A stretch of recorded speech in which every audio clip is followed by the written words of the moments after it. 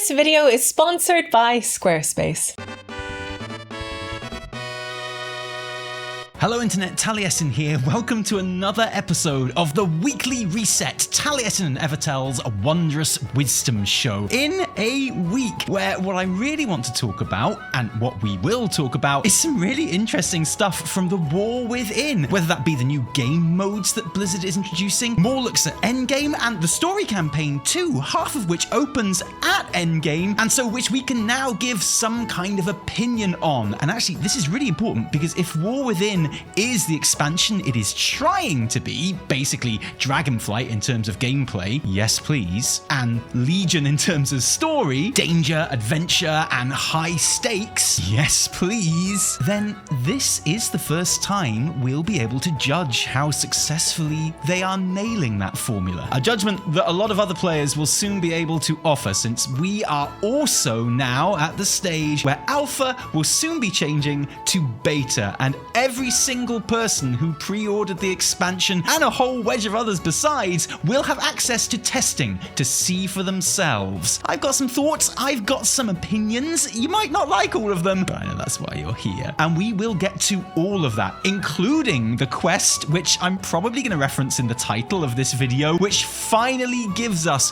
what was promised as a box feature for Wrath of the Lich King, something I was crying out for constantly during Dragonflight, and which now is genuinely, unironically here. Airborne mounted combat. This is not a joke. This is not an exaggeration. This is a mission that clearly paves the way for the raid or dungeon boss I have always dreamed of. Basically a WoW version of the open map dogfighting Katina mission from Star Fox 64. All of that is to come, but before we talk about the future of WoW, this is a news show, even if this episode is very late because it was a bank holiday weekend here in the UK, but we absolutely have to talk about Mists of Pandaria remix as well. Like, we have to touch on it. It would be kind of weird not to mention it because we haven't really talked about it since its release beyond the podcast, so yeah.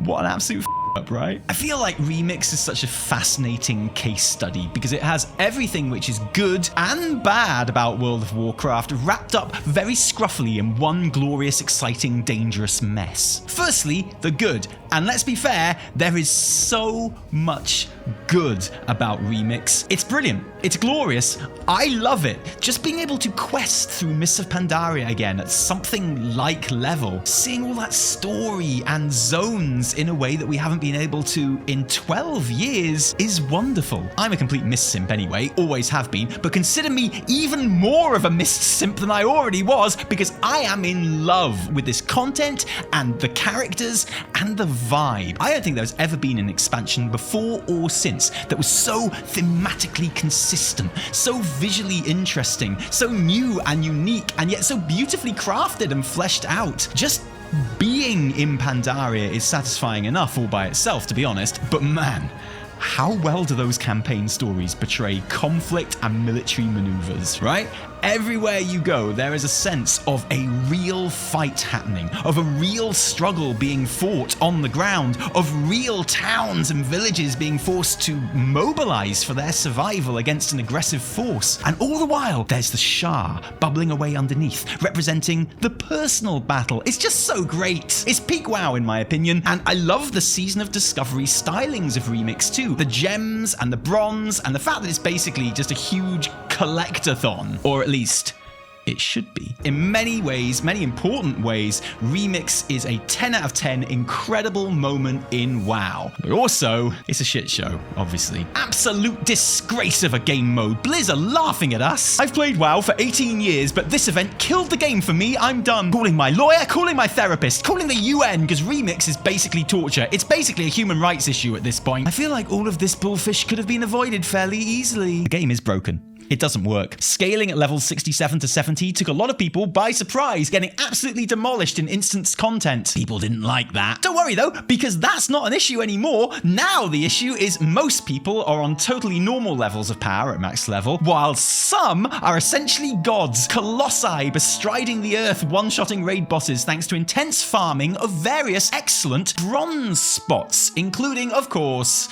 frogs on the Timeless Isle. Something we predicted did on this very show before launch. Blizz have the chance to do the funniest thing ever here by making the single best way of farming bronze killing the frogs on the Timeless Isle. I'm just saying. And you know what? It was kind of funny, or at least it would have been if the frogs had just been a good farm spot, a good place to grind bronze if grinding bronze is what you want to do. That's fine. That's WoW. But of course, that's not what happened. The Timeless Isle Frog Farm was so massively overpowered, so disproportionately quick and easy to gain bronze by, that within a day, there were players with fully maxed out, upgraded gear, giving them main and secondary stats in the 9,000s, allowing them to treat Remix like they were playing Grand Theft Auto with the infinite weapons and ammo cheat, and also the invincibility cheat. That farm was eventually nerfed, and of course, other farms quickly took its place, some of which, like the Gate Farm, were clear exploits, some of which, like the Crane Farm, were just unbalanced farm areas which were a bit too good. Blizzard actually, amazingly, took action in an attempt to bring some kind of balance to the game, supposedly nerfing the stats of a lot of froggers and awarding non-froggers a one-off extra free 40,000 bronze, which is a nice idea, but obviously is also broken and doesn't really work because some of the biggest froggers seem to be completely unaffected by this nerf, and also, should they really be punished? It's not really an exploit, it's something that we all knew was there from before. And also because 40k is only enough bronze to upgrade your gear pieces by 1 level each anyway. In terms of player power, it's largely a pointless gesture. And you know, you may think, who cares if some people are massively overpowered in Remix? Who cares if some dudes are going around one-shotting everything? It doesn't impact me. I can still play normally as if nothing has happened. So what? Let people have fun. So what? Let people have fun. Exactly. That's my natural reaction too. But the thing is, this does mess with the game. Every single group I queue into now is a case of 1 or 2 people doing literally 10 to 20 times more damage than everyone else, which it's not fun. It makes you feel like you might as well not be there, that your contribution is completely useless beyond being one of the everyone who has to cast ward on the designated frogger so that they can be even more godlike. The ward meta. Holy shit, this is also very not fun, sorry. At this stage, a huge part of Remix might as well be running through a legacy raid on your transmog or deleting everything. Being fair and balanced, Blizzard absolutely this, and now the main thing people will remember about Remix is how absolutely balked and unfun it was in ways that, yes, actually were genuinely avoidable.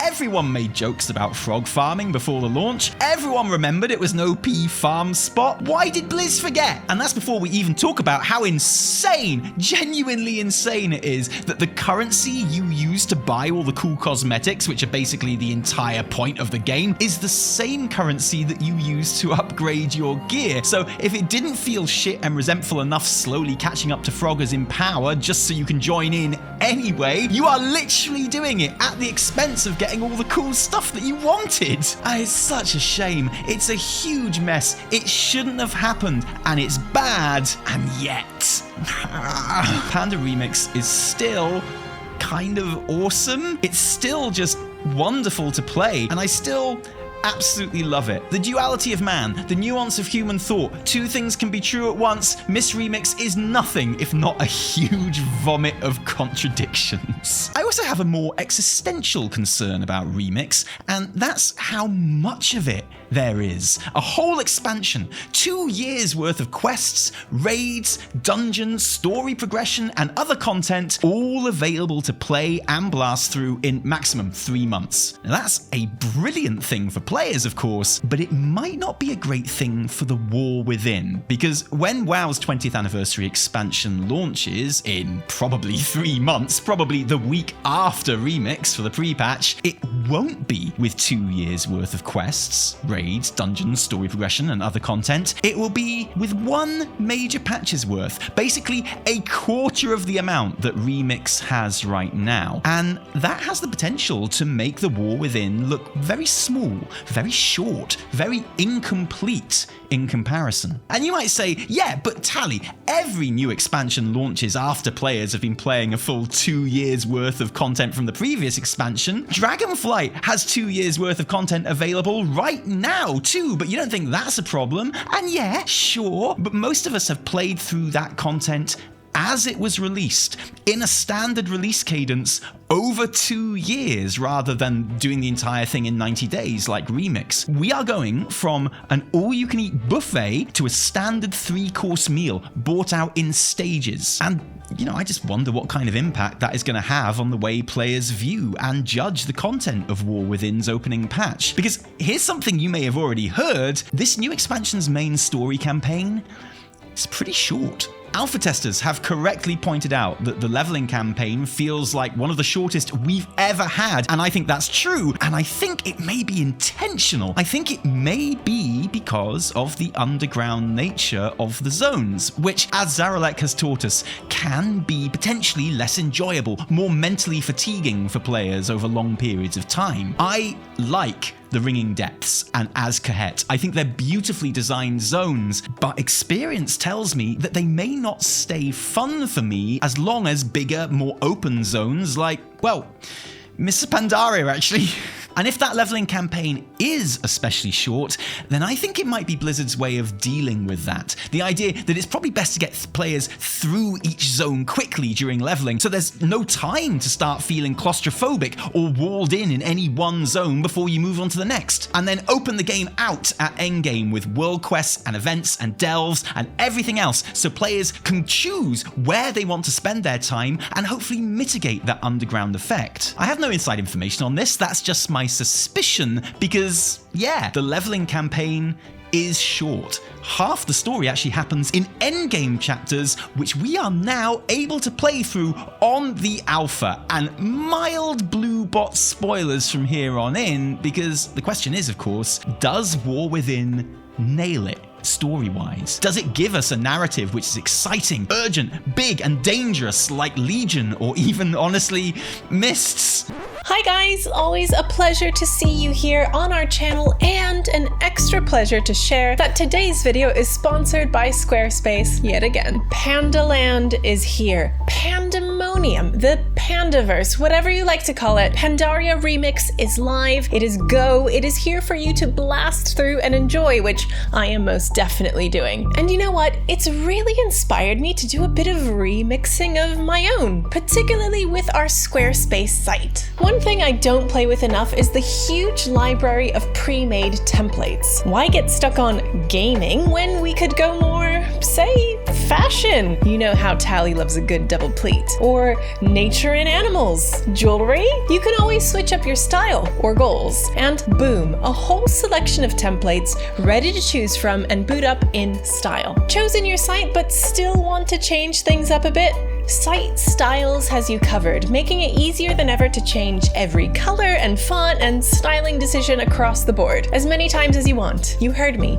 Infinitely changeable and upgradable. But wait, there's even more remixing to be had, because with the new AI-assisted template builder, you can create your own template from scratch with a little help and polish, of course. That's the good AI. From setting the title to choosing the setup of your homepage and individual pages, and of course, the best, the color palette and font selector. You know I can't get enough of this thing. Infinite change-up potential. Honestly, nothing beats a good remix of a classic, except for maybe a remix of a remix. While you're contemplating that one, why don't you head to squarespace.com/Taliesin Evitel, where you can score 10% off your first purchase of a Squarespace website or domain and get your own mix going. Or just use code Taliesin Evitel if you're feeling freaky, and if you want to support the channel, you freak. That's squarespace.com/Taliesin Evitel. You may have heard, but the opening of the expansion certainly does, with the huge event that opens War Within, and which was revealed on day one of the alpha, exposing the insidious power and reach that Xal'atath has and why she is so dangerous. A huge, meaningful story beat, which has been even further spoiled now by an updated quest journal in the latest alpha build, which completely gives away how that huge event happened. And Redbot Spoiler bot for 10 seconds, okay? It's exactly who you think it is. This mother is literally Xal'atath. I feel like it works because it's so obvious and goofy. The obvious goofiness of it actually makes this plot twist more entertaining to me. Anyway, the max level setup for an exciting story is certainly there. Having played through the opening zones on your way to max level, with the Earthen reunited and other new friends made in the Arathi and kind of the Haranir and kind of some Nerubians, all the talk is about gathering your forces, training them, mobilizing, and taking the fight to Xal'atath and her bug army. So the max level quests see you reforming and retraining the decimated Stormraven squadron. Turalian and Gayar are there on behalf of the Horde and Alliance to train Earthen troops. You work with the machine speakers in the Ringing Depths to reactivate a bunch of huge automations, and all the while you are continuing to infiltrate Nerubian society and undermine your enemy on their home turf with your Spymaster ally. There's a real feeling of activity and preparation, which is very good, but at the moment, what's missing for me is the sense of any kind of fight for survival along with that. Like, I know it's vital that we train troops and gather forces because everyone is telling me it is. I know Xal'atath is on the verge of attack and defeating us because everyone is telling me that she is, but I'm not really seeing much of a reason with my own eyes. In Miss Pandaria, oh man, I'm just going to compare everything to Miss Pandaria from now on, aren't I? Probably, yeah. There are fights happening everywhere you go. There's always a village that needs saving or a shipment that needs defending. In the War Within story so far, those mobilization efforts don't feel quite as urgent. We don't often get interrupted or set back by, say, our enemy infiltrating us and messing us up in the same way we do them. In fact, in most cases, the biggest threats we actually face during these quests is from old leftover Titan machinery and failsafes than from Xal'atath, who's kind of leaving us to it, actually. And let me be very clear here, okay? The story I have played through is on alpha. It has no cinematics, no cutscenes, and it feels like there will be plenty of both. Not much voice acting, no music, basically none of the very important other elements that go towards creating an exciting video game experience. But it's all I've got. And yes, my takeaway right now is that it doesn't feel like our enemy has the upper hand, which they really should in terms of numbers, preparation, and reach. That doesn't really come through right now as it stands. Things I do like about the storytelling at max level so far, Dagran, because he's just adorable, and the fact that dungeons and delves are utilised as part of the story progression, something I always really like, and something which Blizzard appears to be leaning into as well with their new story mode for raids, where players will be able to take on the final boss of the raid, Queen Ansarek, solo or in small groups. Basically just see the fight and the cinematic and the conclusion of this story they've been playing through. A clearly brilliant addition to the game, which I hope will see similar versions put into past storylines in Chromie time. And yeah, okay, it's not opening until the final wing of LFR for some unknown reason, which I think is a bit silly. Like, why not just put it out there as part of the story campaign? Who cares? But that's a small gripe. Story mode is good. Yay, story mode. And another thing I really like: the aerial combat. I mentioned earlier how one of these max level quest lines sees you training a new squadron of Stormraven riders, and it's really cool. But these Stormravens are quite unique. When you're flying along and you press your skyward ascent button, they shoot a barrage of lightning from their faces directly ahead of themselves. A barrage which damages enemies in its path. This questline concludes with a huge Titan construct emerging from the sea that needs to be taken out, and we do so by flying around it and zapping it with this new dynamic flight ability. So to be clear, you are flying around in the open world, doing runs across this huge robot, avoiding its eye lasers and zapping it with your guns. This is airborne dogfighting combat. Legitimate free-form airborne combat, not janky WoW vehicle combat in the War Within. The lasers have an element of auto-aim to them, but even then, this is so much more satisfying than Dragonflight's fly through the bugs to kill them equivalent. You genuinely feel like you are dogfighting. Dare I say it, this is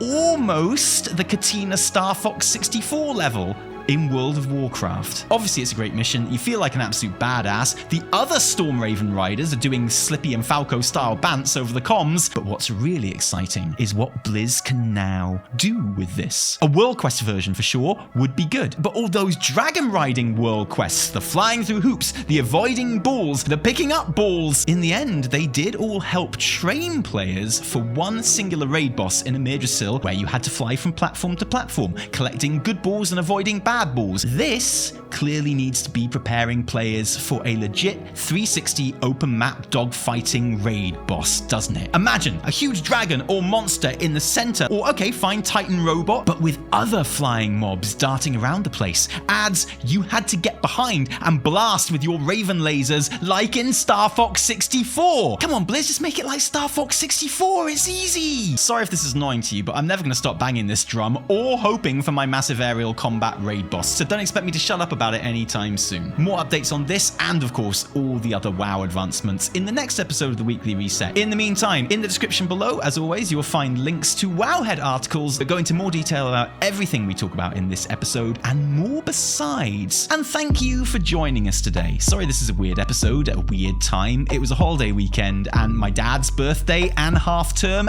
and we're going on holiday next weekend for a few days, so we're kind of all over the place. But I hope you liked this video. If you did, don't thank us, thank our patrons who give their actual real life money to make all of our work happen. As always, there is an ad and sponsor free version of this video on our Patreon for you to enjoy. And if you didn't like it, downvote the shit out of it and blame the stagnation. It's all their fault, those pesky stags. We'll see you for the podcast this week at the usual time and then properly when we get back. So for now, from me and Evitel, until next time, cheerio.